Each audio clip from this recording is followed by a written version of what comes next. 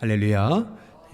오늘 이렇게 영상으로 예배드리는 우리 성도들 가운데 하나님의 큰 은혜가 있게 되시길 주님의 이름으로 축복합니다. 헨리 블랙컵이라고 하나님을 경험하는 삶으로 굉장히 유명하죠.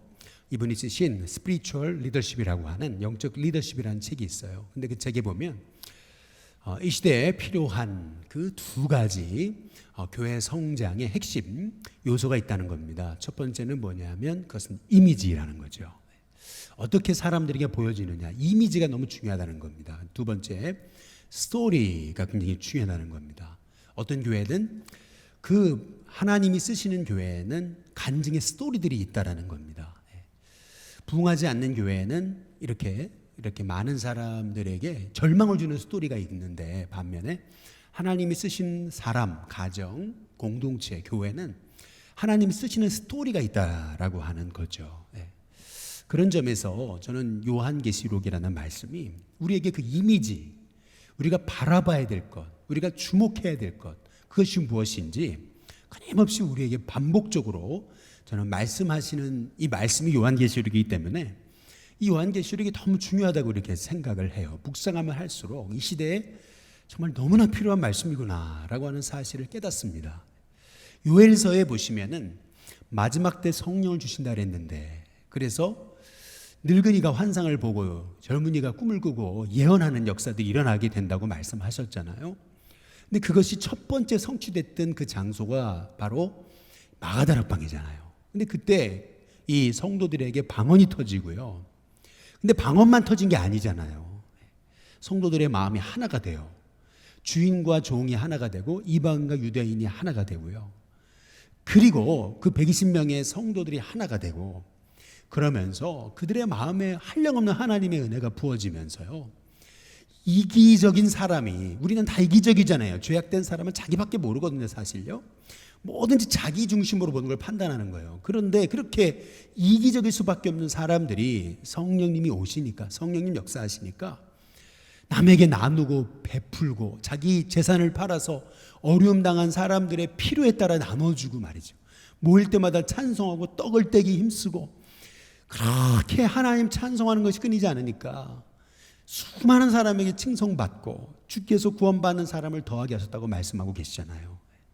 이 마가다락방에 있었던 이 성령의 역사는 단순한 방언의 역사만이 아니라 우리의 마음을 완전히 뒤집고 새롭게 하시는, 그 자체가 바로 작은 천국의 공동체로 세우시는 그런 하나님의 비전을 그 초대교회에 보여주신 거거든요. 마찬가지로 우리는 지금 마지막 때를 살고 있지만 자꾸 어려운 일들이 많잖아요. 이렇게 뭐 하나 끝나면 뭐가 오고 뭐 하나 끝나면 뭐가 오고 자꾸 어렵다는 얘기만 들리고, 또 뉴스를 이렇게 들여다보면은 야 정말 한숨만 나고 이러는 상황에서 우리는 자꾸 안 되는 거, 부정적인 거, 힘든 거, 어려운 거 여기에 반복하고 여기에 집중할 것이 아니라 성령님을 사모하면서 성령님이 나와 함께 하시면 이 모든 어려움 중에도 하나님은 내게 새 일을 행하실 수 있음을 깨달으면서 우리의 시선이 하나님은 이 상황 속에서도 역사할 수 있다라고 하는 믿음의 시선으로 우리의 바라보는 이 비전이 말이에요. 하나님이 보여주시는 이미지가 부정적인 이미지가 아니라 이 초대교회 이 마가다락방에 있었던 성도들이 가진 그 뜨거움, 사실 살펴보면은 이 시대가 초대교회보다 어려웠습니까? 그렇지 않잖아요. 초대교회보다 더 어렵지 않았잖아요. 근데 그 어려운 상황에도 그들은 어려움에 짓눌리지 않았잖아요. 그 이유는 그들이 끊임없이 하나님이 주시는 음성에 집중했기 때문에, 끊임없이 주님이 주시는 메시지와 그 비전에 집중했기 때문에, 그래서 그 비전에 집중하니까 그들에게 스토리가 있었던 거예요. 끊임없이 간증하고 나누는 스토리. 마찬가지로 우리에게도 이러한 하나님의 은혜가, 성령의 은혜가 이 마지막 때에 저와 여러분의 삶과 가정과 우리 일생교회 가운데 부어지게 되기를 주님의 이름으로 축복합니다. 오늘 여기 말씀을 보면은 이 마지막 때에 관한 추수에 관한 말씀인데, 오늘 말씀에서 우리가 세 가지를 조금 우리가 이해해야 되거든요. 첫 번째는 뭐냐면은 예리한 낫에 관한 말씀을 하세요. 무엇이 예리한 낫인가? 요한계시록 14장 14절에 보면은 구름 위에 인자 같은 이가 앉으셨다 그랬는데, 이분은 바로 예수님이시죠. 근데 그분의 손에는 예리한 낫이 있었다 그래요. 예리한 낫을 갖고 계셨다 이렇게 얘기합니다. 그냥 낫이 아니고 어떤 낫이요? 예리한 낫이에요. 아주 예리한 낫. 예. 근데 요한계시록 14장 15절에 보면은 이제 천사 하나가 큰 음성으로 이렇게 외칩니다. 뭐라 하냐면 주님이 가지신 그 낫을 휘둘러서 거두시옵소서. 여기서 당신의 낫이라고 이렇게 얘기하고, 낫이란 단어가 2번 나오는 것을 볼 수가 있거든요. 그렇다면 우리는 이 예리한 낫이 도대체 뭔가?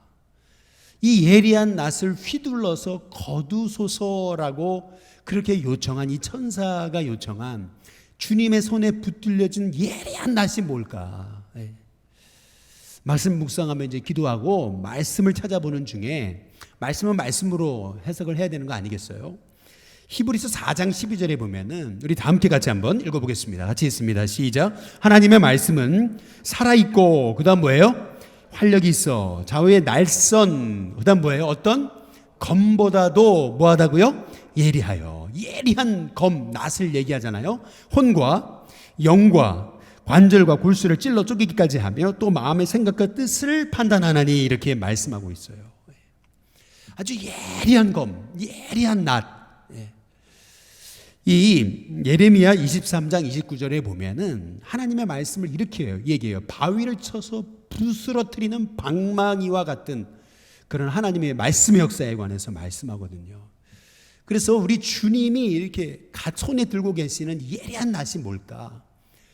좌우의 날선 예리한 검과도 같은 이 모든 이 하나님보다 높아진 이 모든 것들을 다 부숴서 깨트리는 방망이와 같은 아주 예리한 날선, 아주 우리의 영과 혼과 관절과 골수까지 찔러가지고 쪼개기까지 하시는 그 말씀의 권세, 말씀의 권능을 오늘 우리에게 말씀하고 계시는 거거든요. 마지막 때 우리가 붙들어야 되는 것은 뭐냐 하면은, 자꾸 환경과 세상은 나를 짓누르잖아요. 문제가 나를 짓눌러요. 아마도 앞으로 더 할 것입니다. 앞으로 더 우리가 믿음 생활, 믿음 지키기 힘들 거예요. 그러나 우리가 이 날선 검, 좌우를 찔러 쪼개는 하나님의 말씀, 이 말씀에 영적 체험이 있는 사람들, 그런 하나님의 사람들은요, 어떤 어려움이 와도 흔들리지 않는 하나님의 종들로 이 마지막 때에 승리하게 될 줄로 믿습니다. 어떤 성도님이 목사님한테 와가지고 이제 이런 얘기를 하더래요. 교회에서 자꾸 목사님이 이렇게 죄인 그러시는데, 저는 제가 지옥 갈 죄인이라고 잘 안 믿어진다고 이렇게 얘기를 하는 거예요. 왜냐하면, 아니, 그래도 나는 다른 사람에 비해 모범적인 삶을 살았고, 참 착한 일도 많이 했는데, 왜 자꾸 나한테 지옥 갈 죄인이라고 그러시는지 모르겠다고. 근데 그때 목사님께서 누가복음의 10장 27절 말씀을 딱 읽어주시면서 마음을 다하고 뜻을 다하고 힘을 다하고 목숨을 다해서 주 너의 하나님을 사랑하고 내 이웃을 내 자신같이 사랑하라. 이 말씀을 펴주시면서 목사님 얘기하시기를, 이게 하나님 주신 율법의 요약인데 성도님은 정말 마음을 다해서 목숨을 다해 하나님을 사랑하시고 성도를 그렇게 성도님 자신처럼 사랑하셨습니까? 이렇게 질문을 던지니까 이 성도님이 이렇게 얘기하시더라는 거죠.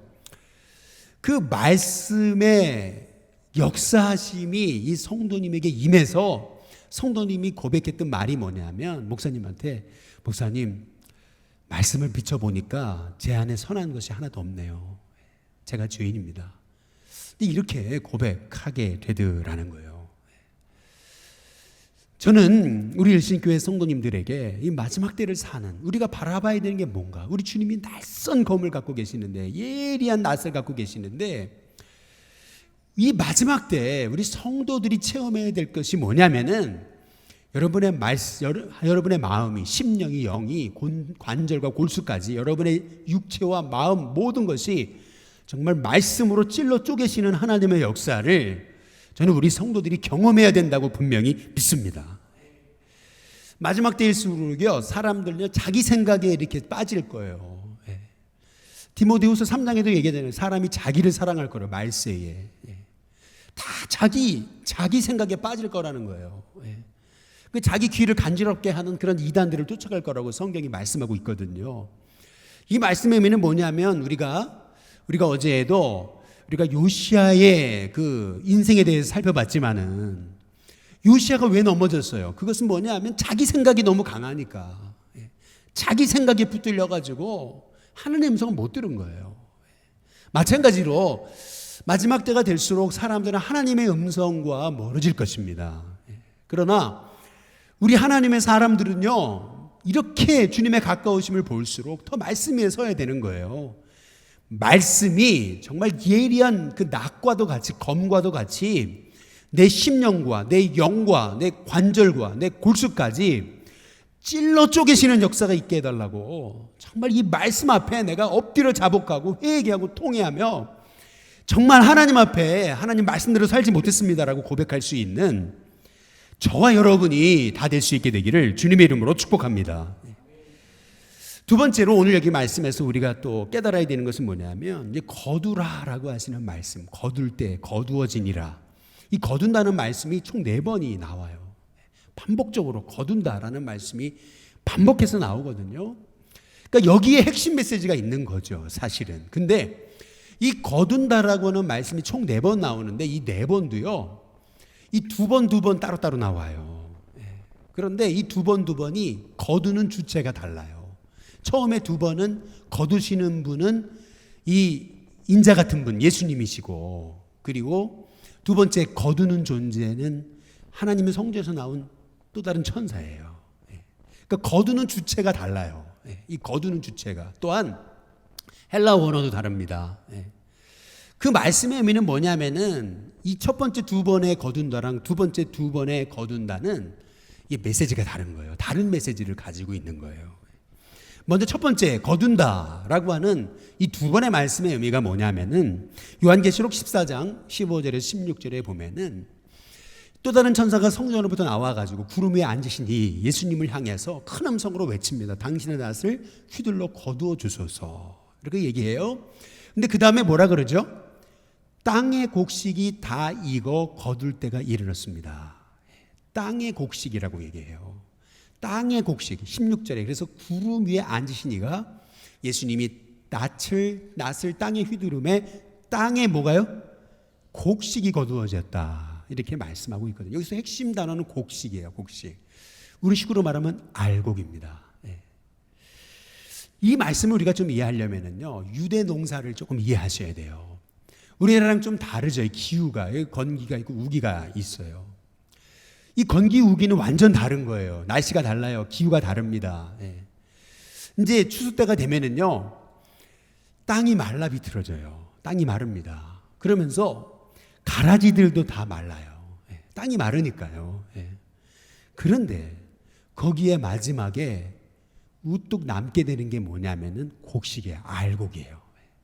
결국에는 무르익어가지고요, 땅도 말라지고 갈라지고 가라지도 이제 마르고 마지막에 탁 남는 것이 이제 곡식인 거예요. 알곡인 거예요. 알곡만 탁 남습니다. 그래서 지금 이제 땅의 곡식을 거둘 때가 됐다. 주님이 거두어 드리시는 거거든요. 이거는 심판이 아니에요. 이거는 뭐냐면 하나님이 이 알곡되는 성도를 구별해 가지고 하나님의 천국 곳간에 다 들이신다라고 하는 그런 말씀이에요. 그동안 그렇게 성도를 괴롭히는, 그 알곡을 괴롭히는 가라지들, 알곡을 괴롭혔던 잡초들, 풀들, 이 모든 것들은요 다 말라버릴 거예요. 결국에 남는 것은 뭐예요? 알곡이에요. 알곡 성도예요.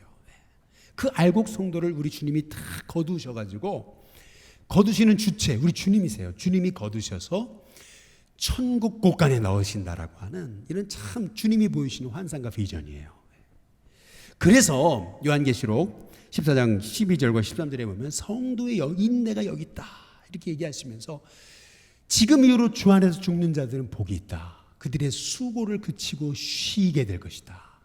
그들의 행한 일이 따름이다 라고 말씀하시면서 성도의 인내 헛되지 않다. 그들은 알곡과 같은 존재다. 하나님이 천국 곳간에 넣으신다 라고 하는 그러한 최후 승리의 비전을 지금 오늘 거둔다 처음에 2번을 통해서 말씀하고 계시는 거예요. 마틴 루터가 회심하기 전에 그는 그 전에도 회개 역사가 있었어요. 근데 그 이유 중에 하나가 뭐냐면은 하루는 하나님의 음성을 듣는 거예요. 그게 뭐냐면, 마틴 루터야, 너는 수많은 죄를 져야지만 지옥에 가는 게 아니라 죄 하나만 있어도 지옥에 간다라고 하는 그런 음성을 들은 거예요. 그러니까 마틴 루터는요, 그 죄 하나 때문에라도 너무 아주 그냥 나는 지옥에 갈 존재라는 것을 몸부림치면서, 다른 사람들은 그냥 죄 지어도 문제없이 잘 사는데 마틴 루터만큼은 그렇게 몸부림치며 그 죄의 민감함 때문에 고통스러워하는 거죠. 이 땅에서요, 우리가요, 믿음의 삶을 살 때에 다른 사람들은 얼마든지 죄 짓고도 얼마든지 거짓말하고 얼마든지 이렇게 사람 이용해 먹고 얼마든지 이렇게 사람 해코지 하면서도 잘 사는 것처럼 보이잖아요. 근데 우리 그리스도인들은 작은 죄 앞에서도 얼마나 민감하고 그렇습니까? 그래서 우리가 믿음으로 살아가는 이 땅에서 얼마나 고난이 많아요. 고통이 많습니까? 참 믿음대로 살아간다는 것이 많은 고난과 고통을 수반하는 것이죠. 그러나 우리 주님이 하시는 말씀, 그건 뭐냐면, 아무리 가라지들이 판을 치고 아무리 세상이 그렇게 곡식들을 그렇게 그 코너에 몰고 어려움을 줘도 결국 그 가라지 같은 건 다 마르게 돼요. 그리고 마지막 알곡만 남을 거예요. 그리고 그 알곡을 주님이 거의 거두셔가지고 천국 곳간에 넣으실 거다. 바로 하나님의 백성의 최후 승리에 관한 주님의 약속의 말씀을 주시는 거예요. 저는 우리 신교회 성도님들 다 알곡 성도가 되시길 주님의 이름으로 축복합니다. 정말 하나님, 제가 알곡 성도 되기 원합니다. 주님이 인정하시는 알곡 성도가 되기 원합니다. 여러분, 이게 기도 제목이 됐으면 좋겠어요. 근데 두 번째, 이제 거둔다 또 말씀하시거든요. 근데 이번엔 주체가 달라요. 이번엔 천사가 거두는 거예요. 요한계시록 14장 18절과 19절에 보시면 예리한 낫을 가진 자, 누가 가졌어요? 19절에 보면 천사가 그랬어요. 예리한 낫을 가진 자를 향해서 큰 음성으로 부르면서 예리한 낫을 휘둘러라 땅에, 그 다음 뭐예요? 포도송이를 거두러라. 19절, 천사가 낫을 땅에 휘둘러 뭘 거둬요?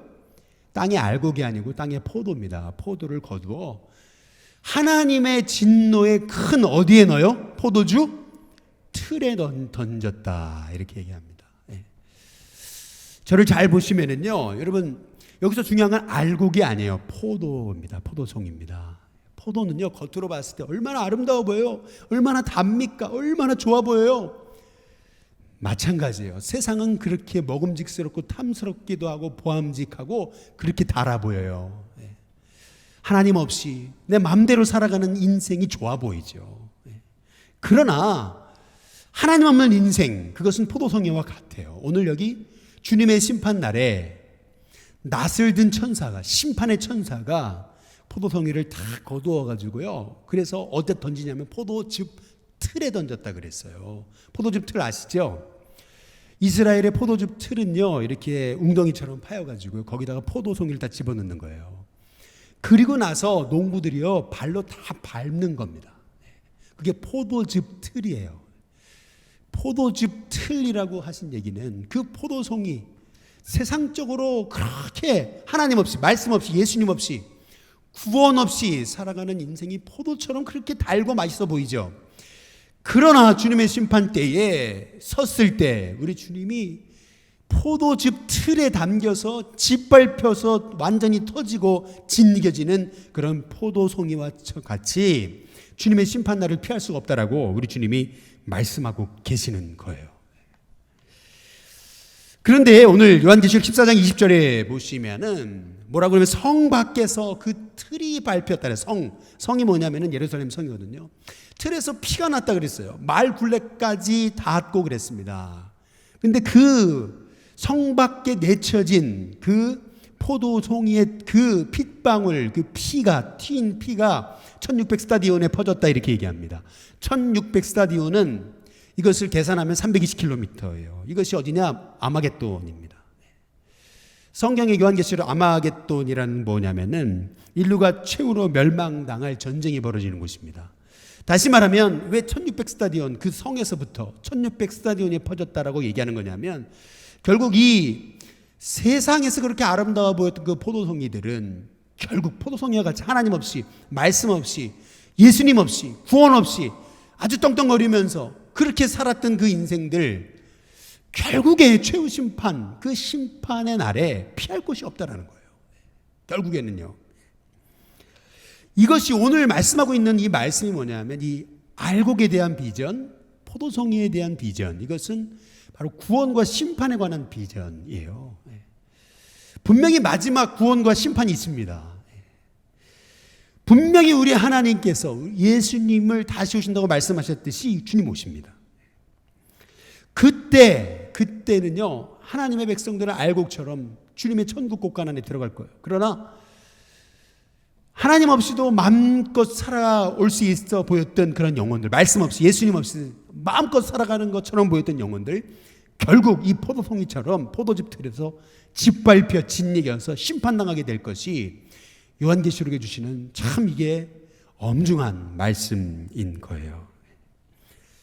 따라서 우리가 오늘 이 말씀을 묵상하면서 우리가 가져야 될 확신은 뭐냐면은, 아무리 세상이 뒤흔들리고 아무리 이렇게 힘들고 어려운 것처럼 보여도, 아무리 이렇게 교회가 어려움 당하는 것 같고, 아무리 성도가 힘이 없는 것 같고, 아무리 성도가 사탄에게 지는 것 같고, 이러한 상황 속에서도 끝까지 흔들리지 말라는 거예요. 이 말씀의 비전을 보여주시는 것은, 우리 주님이 예리한 낯을 가지고 결국 주님이 심판하실 것이라고 하는 이 말씀의 비전 말이에요. 이 말씀의 핵심이 뭐냐면, 왜 이런 말씀을 주시는 거냐면 흔들리지 말라는 거예요. 오늘 우리 장로님 기도하신 것처럼 끝까지 포기하지 않는 거예요. 낙심하지 않는 거예요. 끝까지 주님의 약속이 비전, 이 주님이 보여준 천국 이미지, 승리의 이미지를 바라보면서 끊임없이 흔들림 없이 믿음의 선한 싸움에서 승리하는 저와 여러분이 다 되시기를 주님의 이름으로 축복합니다. 마지막 세 번째로 오늘 우리가 주목해 봐야 될 것은 성전 제단에서 나오는 천사다라고 하는 표현입니다. 이게 왜 이렇게 중요한 거냐면, 요한계시록 14장 15절에 보시면 또 다른 천사가 성전으로부터 뭐죠? 나와, 이래 성전에서 나왔다. 그런데 요한계시록 14장 17절에 보면 또 다른 천사가 하늘에 있는 뭐에서 나와요? 성전에서 나왔다. 또 요한계시록 14장 18절에 보시면 또 불을 다스리는 다른 천사가 어디에서부터 나와요? 여기 성전 제단으로부터 나왔다, 이렇게 표현하고 있습니다. 한 번도 아니고 두 번도 아니고 세 번이나 성전 제단에서부터 나왔다. 근데 이거를 굉장히 강조하고 있거든요. 우리가 바라봐야 될 비전, 그것은 뭐냐면은 천사들이 아무 데서 나온 게 아니에요. 땅에서 나온 게 아니에요. 바다에서 나온 게 아니에요. 하나님의 성전, 하나님의 제단에서 나왔어요. 이것이 의미하는 것은 뭐냐면은, 우리가 이 마지막 때를 살아갈수록 우리는요, 이 천상의 보호자에 집중해야 돼요. 우리가 집중해야 되는 거, 그것은 뭐냐면 바로 주님의 성전이에요. 요즘 코로나로 인해서 교회 가까이 오지 못하잖아요. 그러나 가까이 오지 못한다고 해서 성전을 향한 마음, 하나님의 나라, 하나님 보호자를 향한 마음 잃어버리시면 안 돼요. 그래서 성전부터 나왔다, 하나님 보호자에서 나왔다, 이거를 계속 강조하고 계시는 거예요. 제가 지금까지 이제 제 목회와 또 이 제 생을 살펴보니까, 어렸을 적부터 이렇게 보니까요, 제가 이렇게 섬기지 못하는, 그러니까 제가 헌신하는 그러한 교회가 없었던 때가 2번 있었더라고요. 제가 가끔 말씀드리지만은, 제가 대학원을 마치고 제가 단독 목회 나가기 전에 한 4개월 섬기는 교회가 없었습니다. 그리고 미국에 가서 한 9개월간 섬길 수 있는, 제가 헌신하고 이렇게 제 교회가 없었어요. 불러주는 데가 없으니까. 생각해보니까 두 시기에 불러주는 데가 없으니까 정말 섬기고 싶은데, 그래서 이 교회 저 교회 그냥 이렇게 다니면서 여기 맛보고 저기 맛보고 이러면서 이렇게 다녔어요. 그런데 그렇게 미국에 유명하다고 하는 그 수만 명 모이는 교회를 가도 마음에 만족이 없었어요. 내 교회가 아니니까. 내가 눈물 뿌려 기도할 수 있는 교회가 아니니까. 한 번은 너무 기도하고 싶어가지고 워싱턴 DC에 있는 한 교회 가가지고 기도하려고 가봤더니 2단이더라고요. 아이고, 그래서 그냥 주랭랑을 치고 나왔죠. 얼마나 내가 섬길 수 있는 교회가 있다는 거, 내 눈물 뿌려 희생할 수 있는 교회가 있다는 거, 언제든지 내가 달려가면은 주님 품처럼 내가 안길 수 있는 내 전이 있다는 거, 여러분 축복입니다. 힘들고 어려울 때 나를 위해 기도해 주는 성도가 있고 목회자가 있고 또 나를 위해 기도해 주는 그런 주의 공동체가 있다는 게 복이에요. 그냥 자유롭게 말이죠. 오늘은 저 교회, 오늘은 이 교회, 오늘은 이 대형 교회, 오늘은 저 대형 교회 가는 게 좋은 것 같죠. 그렇지 않아요. 작은 교회라고 해도 내가 섬기고 내가 눈물 뿌려 언제든지 달려갈 수 있는, 그리고 언제든지 내가 바라볼 수 있는, 언제든지 내가 기도하고 또 나를 위해 기도해 주는 성도와 목회자가 있는 교회, 성도, 그런 내 교회가 있다는 것이 여러분 그게 복입니다. 그래서 성도는 주의 성전과 멀어지면 안 돼요. 마음이 멀어지면 안 돼요. 마음이 멀어지는 것은 마귀역사예요. 우리가 정말 주의 성전으로부터 이 천사가 나왔다, 천사가 제단에서부터 나왔다, 여러분 이게 엄청나게 중요한 말씀이에요. 그래서 우리가 늘 성전을 바라보는, 그래서 우리가 이 영상 예배로 계속해서 우리가 이렇게 새벽까지 이렇게 여러분께 송출해내고 있는 이유는 얼마든지 우리 성도들이 몸은 떨어져 있지만 마음은 성전을 향해서 주님을 향해 이기시기를 원하는 마음에서인 거죠. 저는 바라기는 우리 일신교회 성도님들의 마음이 주님의 전과 멀어지지 않으시기를 주님의 이름으로 축복합니다. 왜 성경의 예언서에서 다니엘을 마지막 때 위대한 성도라고 얘기하고 있는 거냐면, 바벨론 포로가 돼가지고 성전이 깨어지고 예배당에 갈 수 없잖아요. 근데 다니엘은요, 늘 그렇게 자기를 모함하는 사람이 있어도 성전 문을, 형전 쪽을 향해서 문을 열고 늘 하루에 3번씩 기도한 거예요. 성전을 갈 수 없어요. 포로로 끌려왔어요. 그러나 늘 예루살렘 성전을 향해서 하나님 앞에 하루 3번씩 기도한 것이, 그것이 바로 다니엘을 마지막 시대에 사는 성도의 위대한 모형으로 성경이 말씀하고 있는 겁니다. 그래서 오늘 성전에서 나왔다, 제단에서 나왔다, 성전에서 나왔다, 이것이 요한계시록에서 우리에게 강조하고 계시는 거예요.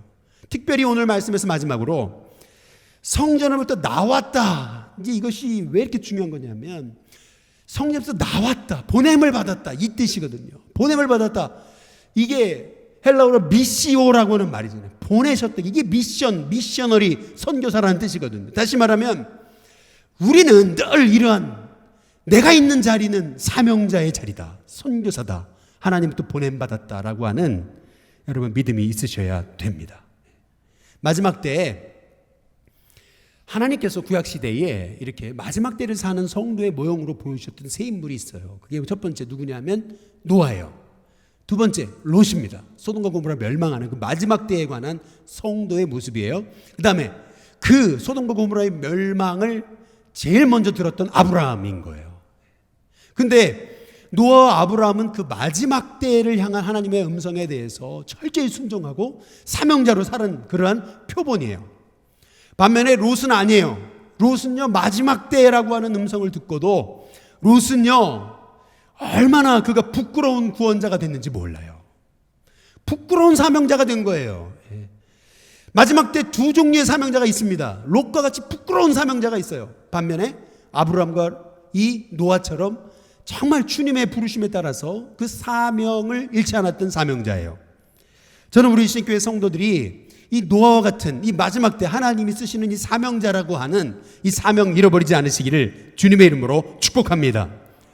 그가 내게 기름 부으사라고 하는 책의 저자인 진 데널이라고 하는 그런 여사가 있습니다.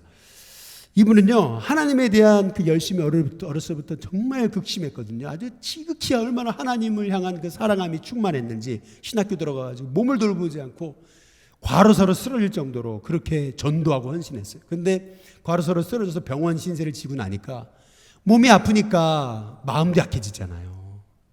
몸이 아프니까 자꾸 생각이 약해지면서, 하나님 제가 이렇게 헌신했는데 하나님 왜 저를 도와주시지 않습니까? 하나님 어디 계시는 겁니까 도대체? 하나님 어디 계시는 겁니까? 원망이 나오는 거죠. 너무 탈진해가지고 말이죠. 너무 낙심해가지고. 근데 어느 날 한 여자 자매가 주님이 가서 말씀하시라고 했다 그래가지고 자매가 찾아온 거예요. 그러면서 말씀 하나를 읽어주시는데 그게 골로새서 1장 27절이었어요. 하나님이 그들로 하여금 이 비밀의 영광이 이방인 가운데 얼마나 풍성한지를 알게 하려 하심이라.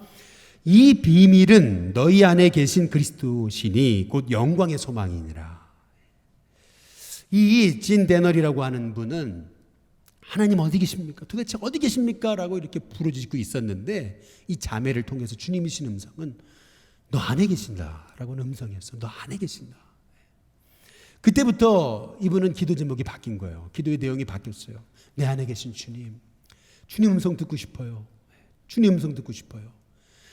근데 그러나 어느 날 하나님 음성을 주시는 거죠. 주님이 이렇게 말씀하시는 거예요. 왜 너는 아무것도 할 수 없다고 자꾸 그러냐.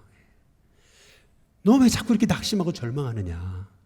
너가 지금 있는 그 자리에서도 내가 기뻐하는 일을 할 수 있어.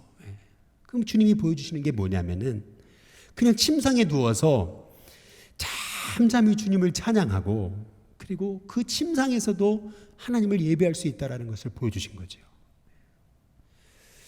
우리가 지금 현재 만난 이 코로나의 상황은 정말 예배당에도 올 수 없고 그리고 자꾸 이렇게 교회가 멀어지는 것 같고 말씀과 멀어지는 것 같고 이런 상황이잖아요. 그러나 생각해 보면은요, 우리가 있는 자리, 내 안에 예수님 계시잖아요. 내 있는 자리가 예수님 바라보는 자리잖아요. 그 자리에서 주님 찬양하고 그 자리에서 주님을 사모하고 그 자리에서 알곡 성도가 되기 위해 힘쓰고 그 자리에서 내가 사명자라는 사실을 잊어버리지 않을 때 하나님께서는 저와 여러분을 통해서 얼마든지 마가다락방에 행하셨던 그 새 일을 행하실 줄로 믿습니다. 저와 여러분 가운데 정말 이 마지막 때로 우리가 살고 있다. 하나님 제게 제 영과 관절과 골수 이 모든 것을 찔러 쪼개기까지 하는 하나님 말씀의 은혜를 달라고 기도하시기를 주님의 이름으로 축복합니다. 하나님 그냥 단지 사람들이 보기에 멋져진 포도송이 같은 성도가 아니고 진짜 주님이 인정하시는 그 모든 고난을 통과해서 결국 우리 주님이 인정하시는 그 진짜 알곡 성도가 되게 해달라고 저는 기도하는 성도가 됐으면 좋겠습니다. 성전을 향해 마음을 잃어버리지 않고 오히려 내 있는 자리에서 주님 바라보고 다니엘처럼 끊임없이 주님 사모하고 그래서 하나님께서 그 있는 자리에서 부르심 받은 사명자로 끝까지 길을 갈 수 있도록 하나님 나를 써달라고 이 사명자라고 하는 나는 사명자라고 하는 비전을 잃어버리지 않고 살게 해달라고 기도할 수 있는 저와 여러분이 다 되시기를 주님의 이름으로 축복합니다.